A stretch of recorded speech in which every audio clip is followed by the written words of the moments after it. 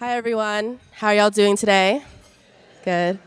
So, my name is Caitlin, and my poem for you is about my grandmother. And she is the strongest, funniest, most beautiful person that I know. And I come from an immigrant family. That's something that has really defined my life and has brought a lot of pain and heartache, but also so much beauty and joy. So I'm excited to share one of those stories with you today. And I believe it is more important than ever to speak my family's stories into rooms and spaces whenever possible, especially in these times right now. I just want to give a content warning. My poem does discuss sexual violence and domestic violence.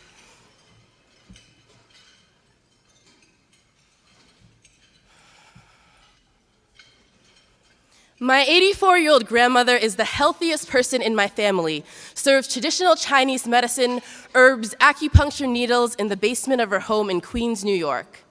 She's been doing this for decades, ever since she was shoved across the Pacific and the United States rendered her Chinese medical degree archaic, illegitimate, unfound, a goddamn joke. And isn't this what we've been doing for centuries? Healing out of our own hands and tongues, even after they deem us foreign and defunct?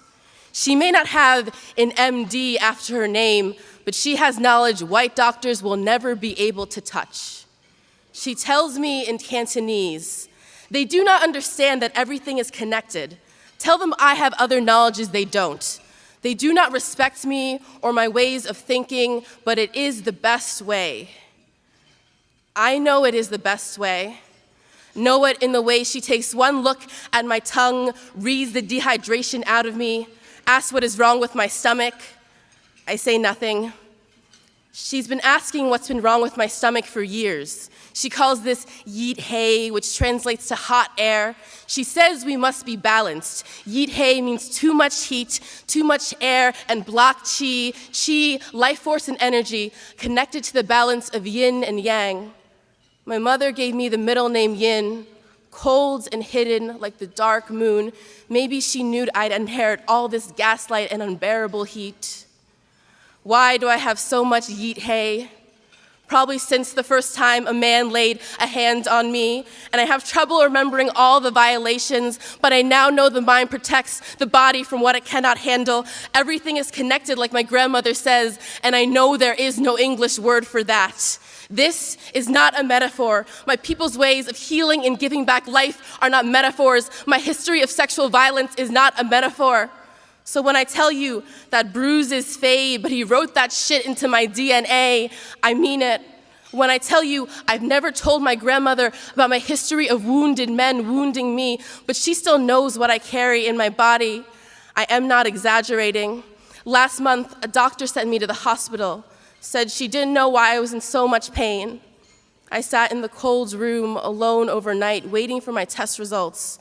And I wanted to tell them not everything in the body can be found with a needle or scalpel, how I don't have to cut myself open to name my trauma with a white mouth. The doctor bursts in at 4 a.m., says the test results show nothing is wrong. And I know what my grandmother means when she says hers is the best way, how you can't locate trauma with an ultrasound or blood test, but with our own hands and tongues like we've been doing for centuries. And my mother doesn't know why I'm like this either. I tell neither of them of how my body flinches with PTSD or how anxiety made my stomach a storming thing, but I think she knows. I can feel it in the way she holds me when I cry, how she stopped speaking my abuser's name into the room and started asking my brother what queer means. I think she knows she raised a fractured thing, the Pacific Ocean spitting back her own reflection. I wish my grandmother taught her this magic.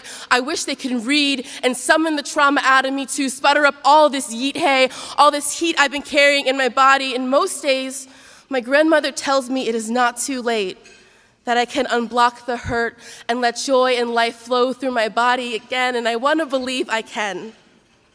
I want nothing more than to excavate every dark and haunted thing in my body. I say I want to dig. I want to dig it all up, get my hands dirty with soil so something else can bloom there instead, something that looks like joy, something that feels like cold air spilling through my body, all spark, no gaslight, a body I can call mine in my own mother tongue.